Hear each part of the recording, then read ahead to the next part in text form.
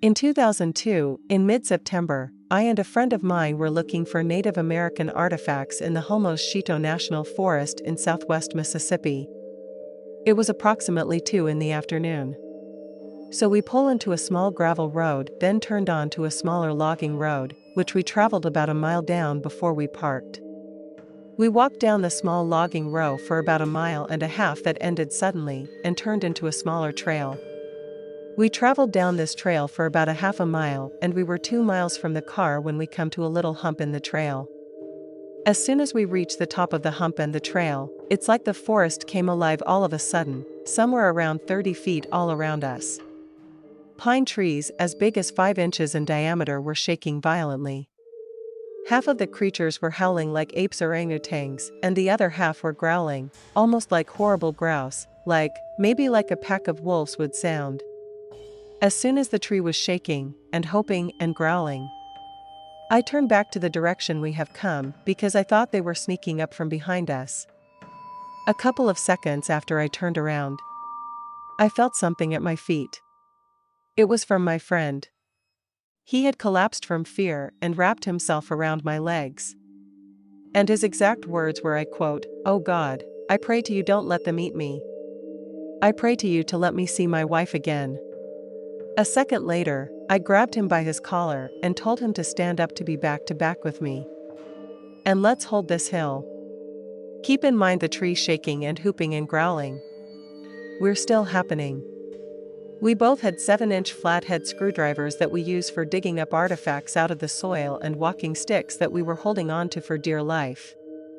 The tree shaking and hooping and growling lasted for at least 5 more minutes. Then it was like someone turned a light switch off. Everything went dead silent except for a dog that miles away was working constantly. So we stood there for at least 30 minutes and didn't hear anything walking towards us or away from us. So I said we need to take a break for the car. So we start walking back up at a good pace, not running, but with my friend in front, so he can't stop us next time. Suddenly, he stops and I run into. I asked him what the hell was he stopping. He couldn't speak. All he could do was point to the ground. When I saw what he was looking at, it was a perfect footprint. So I lay my walking stick beside it and put a small piece of black tape to the side of it to take a measurement of the footprint, which measured 22 inches. Wright looked up after maybe 30 seconds. My friend was gone. I was still a good half mile from the car. So I ran so fast that I could feel the wind whistling by my ears. When I came around the last curve, I heard the car crank. The sound relieved me at first, but the thought of him leaving me hit me. Just down the floor, the gas has spun around and the passion for door flew open. And for sprint, I dove into the car and he flirted again. He spun the tires until we reached the pavement. We stopped there to gather ourselves, and finally I asked him, what did it sound like to him? He replied, the hoop sounded like monkeys. So I asked him, did he see anything? And he just had this blank stare and wouldn't give me a straight answer. My friend moved from southwest Mississippi to Oklahoma about a month later, and when he comes to visit me about 2 years later, I grilled him about what he saw. He finally admitted that what he saw was a 9 to 10 foot tall, reddish, orange furry creature with shoulders 5 foot wide at least. He said he only saw one of them. But there must have been a lot more, because all the trees around us were whipping back and forth. I could hear the fear in his voice as he said this, and I could also hear them all around us, so there had to be more than one. If I wouldn't have turned around when it started, I may have seen it too. But fortunately, I didn't see it. I spent my whole life in the woods hunting, fishing, and camping. Now I can't get out of sight of a major roadway without having a panic attack. My friend has since passed, rest his soul, but I tell this dedication to him. This is something I will never forget and go to my grave telling anyone who asked that this did happen. 2 or 3 years ago, sometime close to the end of high school, 2 friends and I decided to go exploring a local national forest. One friend who I'll call S knew of an area of the woods that nobody ever went to. My other friend C agreed it sounded fine. Of course, being high school kids, we wanted to go out at night with flashlights and explore deep within the woods. Obviously hoping to get scared or something. We carpooled and got there at around 10 p.m. It was pitch black out, and we were far, far away from any civilization. We got out of the car, pulled our flashlights out and got to walking. I showed us my phone, which had a sound clip of Predator to try to scare my friend C. I played it a couple of times, and he said, "Haha, so funny. This Predator sound will come back later in the story to haunt me." We explored around longer, not getting scared by anything other than our own paranoia. We eventually came to a clearing of sorts, and my friend S pulls out a very large firecracker. Of course, your boys were excited to throw an explosive off into the woods for fun, which is not smart. Obviously. He lit it and threw it into the woods. A very large boom sounded off in every direction. We laughed for a few seconds until we heard something move towards us in the direction that we threw the firecracker. Next, we heard the same sound that played in that Predator sound video earlier. Exactly like it sounds in those Predator movies. We looked at each other and quickly sprinted off towards where we knew we parked. We didn't stop until we saw the car and walked through the rest of the way, trying to calm down and make sense of what we heard. Either way, we didn't want to go back out there. There's no way in hell we were going to go back out there. You couldn't pay me. We were about to get in the car and head home. When we looked back into the woods, we saw two eyes in the reflection of our flashlights. Except they were at least 8 or 9 feet tall in the air, and way too far apart to be a squirrel in a tree. Needless to say, we booked it out of there. For years, I thought nothing of it until I started getting into skinwalker stories on our channel. Once I realized how many stories sound similar to what we saw, I was more and more convinced that it was a skinwalker, maybe a one to go. I started to even wonder what maybe caused that thing to get to dust at night. Maybe do we just disturb it, or maybe did our noise attract it? The area we explored was in southern Indiana, and I'd love to hear any ideas of what it is that we might have heard. For some backstory, this happened in July of 2008 when I was doing a road trip across some southern states. I had a couple of weeks before I would begin university, and I just moved from a breakup. So I decided to go on a solo road trip before summer break ended. My plan was to begin in Nashville, Tennessee. I can maybe campus some national parks in Alabama, go to a beach or to Florida, and then finish off with Baton Rouge. Issue with Deanna. At this point in the trip I was in Alabama. The first national park I intended to go in was in Alabama, and it was the Bankhead National Forest, which if you've ever seen it on a map or in person, you know, is a fairly big and desolate forest. But I liked it that way, because I don't get to see a whole lot of genuine nature where I live. Anyways, I get to the national forest at around mid-morning. So between 9 and 11 a.m. I basically do all the stuff that a nature-loving person would do at a national forest, like hiking, fishing, etc. At around 7 p.m. or so it starts getting dark. So I find a camping area and begin pitching up my tent for the night. When looking around, I noticed that there were only 2 other tents in the whole camping area, one of which packed up and left right as I arrived. In the slight brightness from the setting sun, I see the silhouette of a person sitting up in the single remaining tent, not even moving an inch. This gave me the impression that they were staring at me, but I just didn't pay any mind to it and continued on making my tent. It's right when I sit down in front of the fire that I had made that I truly taken out quiet it was outside. Considering that for all I knew it was just me and the other person in the whole entire camping area. There just wasn't that much sound from any wildlife either, which made me a little unnerved. As time passed, I realized my firewood stash was dwindling. So I went into the surrounding tree line with my flashlight to get some more. I guess I got carried away because before I knew it, I was a couple of 100 feet into the tree line, a little ways away from the camping area. As I began to walk back, I realized that wasn't the same path I originally took, as where I was walking would bring me right to the other person's tent. I turned off my flashlight as to not startle whoever was in there and started walking by the tent, but not too close. At this point, my eyes had adjusted to the darkness. And when I walked into the person's tent, I took a glance, and what I saw made me completely unnerved. In the moonlight, I saw the person sitting there straight up in the tent, just as I saw when I first saw it a couple of hours earlier, not moving image, not making a sound at all. I wasn't close enough to make out exact features, but close enough to confirm that this was a human being and not a pile of equipment or something. Keep in mind that the surrounding nature was quiet beforehand. So if this person had previously lied down and then sat up, I would have been able to hear it. The only explanation I could think of would be that this person has literally been sitting there in their tent, motionless for hours, because I never heard anything come from his tent since I arrived. I took this all in as I was walking by the tent. I never stopped or even looked back. When I got to my campsite, I called it at night right then and there, don't water on my fire, and went to bed. I was laying there asking questions like that the car that left right when I came here have something to do with this?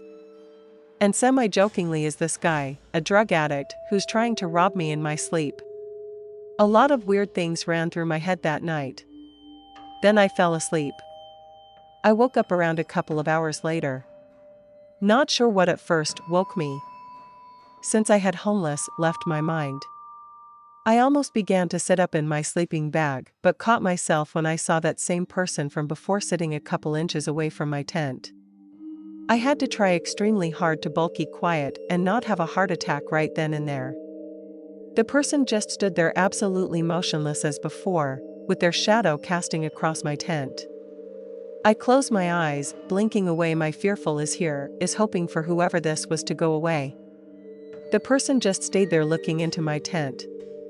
At this point, I prayed to God that they never noticed that I woken up. I don't know when. But eventually I'd fallen back asleep and woke up just when the sun was rising. I opened my eyes for a brief moment, just enough for confirmation that there wasn't anyone at my tent. I would lay there for at least another 15 minutes there, fearful that he was there. I was so confused on who this person could be and why they would be so close to my tent. But eventually I mustered up enough courage to zip open my tent. I took a quick glance at the other campsite and the tent was still there.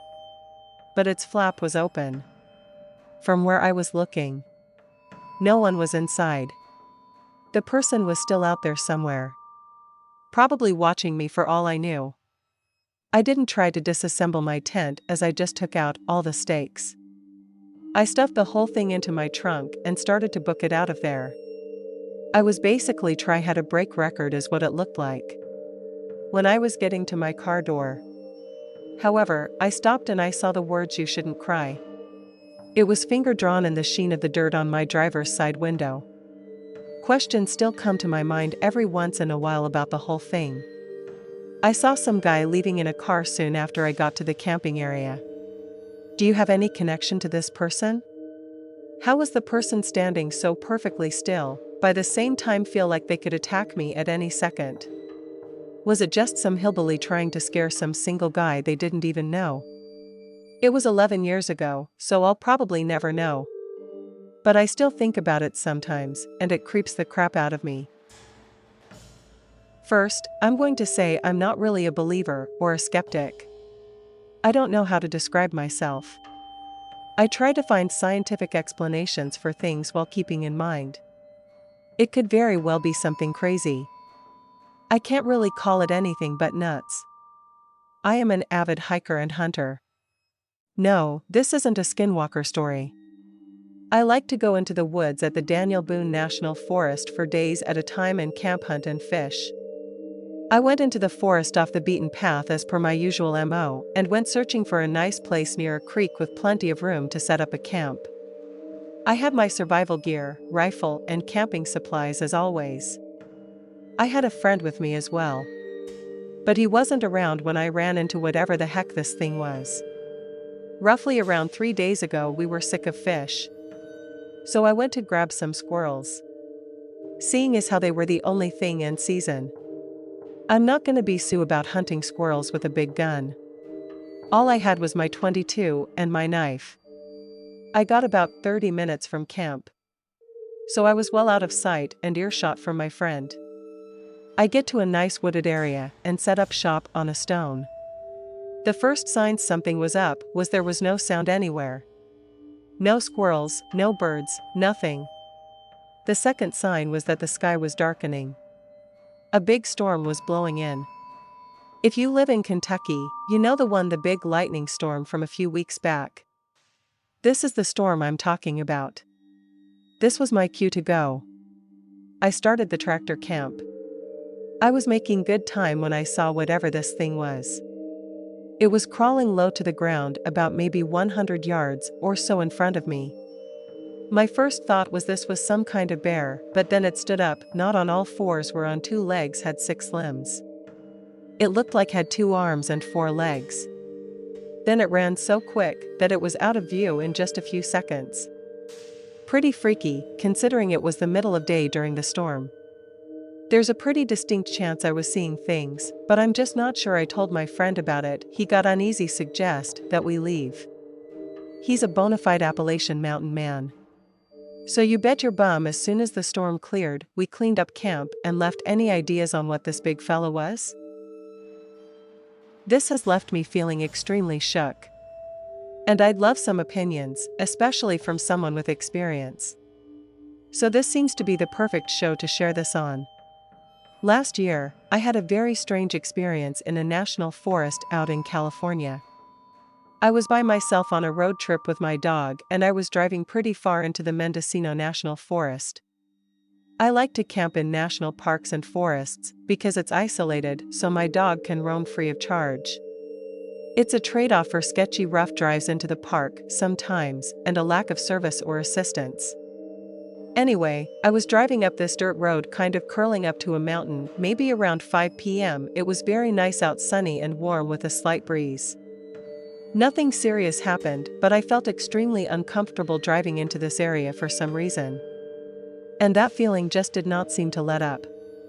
Driving up the mountain, I felt like I shouldn't stay there, and I even texted my boyfriend about it for as long as I could before my phone completely lost service. I was looking for a sign of another person. Haven't been around the area lately, but it seems that I couldn't find anything. I pulled over and got out of my car with my dog to look over the edge and noticed a dead squirrel and some broken glass to mix with the dirt in the gravel road. Yucca, my dog starts to grow slightly. She is vocal, but I've always only seen her growl, only like other dogs. And not ever see her growl or anything random like this. I mean, I guess I have seen her ground or possum once or twice, but I don't know. It was just out of character for her. Maybe she smelled something. This place continued to make me feel quite on edge. But I prided myself on being an independent traveler and backpacker. So I decided to continue at least a bit further with my grumbling pup to see if I could find a good place to camp. I continued to notice more dead animals. Keep in mind, no one is going to be going more than 5 to 10 miles per hour up this thing. And that's if there's anyone even there. I hear of what sounds like men's voices. They sound close. And I think I should call out to them. So I stopped my car, but they kind of freeze up and feel like I shouldn't. I can't really make out what they're saying. I don't see any sign up people anywhere. And I get back in my car and continue to slowly drive forward and cautiously look up from where the voices would be coming from. We try to see if I can see anyone. Personally, I've never run into other people in a national park or forest when I've gotten this deep in this unsettling feeling gross about the voices, which have sort of come and gone a few times. And I give up and began to turn my car around. I honestly don't remember how Jaka was acting on the way down. I was scared and focused on getting out of there. I just distinctly remember being surprised to her grumbling when we were standing outside of my car. Kind of dangerously quickly. I went back down the mountain, not seeing any sign of anyone. I decided to spring for luxury and get a hotel for the night. I figured I was just fine. Huge and open spaces can be intimidating. I told myself, and the voices could have been echoing from somewhere far off, and they just sounded close. Animals died, glass got broken, nothing happened. Cool. But I remember this place, and it sticks with me. Whenever I'm watching scary movies, if I'm walking my dog in the woods at night, nothing compares to the feeling I had driving up that mountain. And it's honestly kind of interesting to me as well. I recently happened across some information as well as some Native American lore that made me feel extremely uneasy. Fast forward a year. I've mentioned this place to a few people and the haunting vibes that gave, but nothing much more. I googled the national park ones and didn't really find anything of note, but didn't look much either. I like scary movies and things of that nature. Hence my fascination in this little event. So my boyfriend and I were coming up on finishing our road trip just yesterday. We were in Wyoming for a wedding. There were only 2 to 3 hours left and the sun had set. So we decided to listen to some scary story podcasts and YouTube videos. We went from the No Sleep podcast to the EQ Files and ended up on a swamp dweller video dealing with Native American lore. I'm half paying attention, petting my dog, playing Pokemon on the emulator. I hear the narrator mentioned when Diggo's very briefly says what they are and casually mentions they can mimic voices. I mean, when I say I was freaked out about last year, I got even more freaked out. The most horrible chills I've ever had in my life crawled down my spine. And I stare at my boyfriend and ask him if he remembers that national forest I was freaked out about last year. He says he does. And he reminds me that he texted me. I was probably close to a Wendigo. And he did say that. I remember him saying that, but didn't know much about their lore and thought he was just being funny. Like, yeah, Bigfoot is probably stalking you, or some other dad joke. He was like, no, I mean, I was mostly joking. But I said specifically because you said you were hearing voices that you couldn't find a trace of. I feel strange, and I started Googling Wendigos, etc., etc. They're allegedly able to mimic human voices, and they will live in that sort of area. It all matched up. Obviously there's a ton of questionable info out there, but I tried to find more reputable websites and authentic experiences. I have done a lot of solo traveling both in and out of the country. And I have never had such a bad feeling on top of seeing an unnecessary amount of dead animals in a national forest, which just seems strange. I don't think I'll be doing any more solo traveling unless it's around civilization. Wanted to share something that happened to me, my girlfriend, around 2 years ago. We were both in our late 20s at the time. Thinking about this deal makes my skin crawl, my heart pound. Sorry if it's a bit long. I want to set the scene appropriately. We camped for the night in the Stanislaus National Forest near Big Trees, California. We were only about 15 minutes off the main road, but in a pretty remote area. Basically, dirt fire back roads, and nothing but trees in all directions. We arrived in the early afternoon. Instead of camping a nice clearing at the top of the hill beside the road, we drank some beer while we cooked dinner. We saw maybe 4 cars go by, and the hours between when we arrived and nightfall. All hunters leaving the forest by 7. The sun had mostly set, and it was getting dark. The solitude and peacefulness of the woods were nice, but it felt just a little odd being so secluded. I've been camping probably 50 times, but I've always been with a larger group or at a dedicated campsite. After dinner, when it was dark, we hung a bear bag with all of our food stuff and smoked a joint, laying back on a blanket looking up at the stars. I was feeling good and pretty much forgot about the fact that we were alone in the middle of a big forest. We got into the tent and sat in the darkness and talked for at least an hour. I'm a tall guy, but my 2-man tent is high enough that I could sit up inside without much of a problem. The rain fly was laying on top of the tent, kind of flung over on the top and not attached or staked down, fully covering one side and draped over his head. The other side was mostly unobscured. We had a very clear view of the mesh shading of the trees and barely illuminated by the moon in front of us. Here's where it got spooky. I had been doing a lot of browsing of Reddit, and it's tough to tell my girl about a blog I follow. Basically, a blog dedicated to the spooky ritual where you can sit in a darkened room at 3 a.m. and set up a candle onto mirrors through some combination of supernatural forces and sleep deprivation. Images appear in the mirrors and speak to you. I was having fun scaring her, to be honest, was scaring myself a little bit. My hair standing on end as I recall this. The woods were dead silent, and there was absolutely no wind. Nothing rustling, nowhere moving at all. It would have been very, very easy to feel even the slightest breeze sitting like we were. I paused my story. And as I did, the rainfly started to ever so slowly draw back from the top of the tent. It didn't fall off. And it wasn't blown. Honest to God, it was as if someone was carefully pulling it down from behind us. I will never forget the sound it made. We turned and stared at each other wide-eyed, and my heart was in my throat. The fly continued to slide ever so slowly down the tent until it was completely off. It was too dark to see clearly behind us. But my mind was frozen. It was conjuring all these nightmarish beings that I've seen in horror movies. I'd like to say I sprang into action and ensured our safety, but I was literally frozen in fear. What a feeling that was. We sat in stunned silence for maybe 10 seconds until I finally found it within myself to grab my flashlight and look behind us. The weirdest part was there was nothing there. We breathed a huge sigh and started whispering feverishly, "What the heck did you?" I got out and looked all around the clearing, but felt stupid after a while. We went to sleep.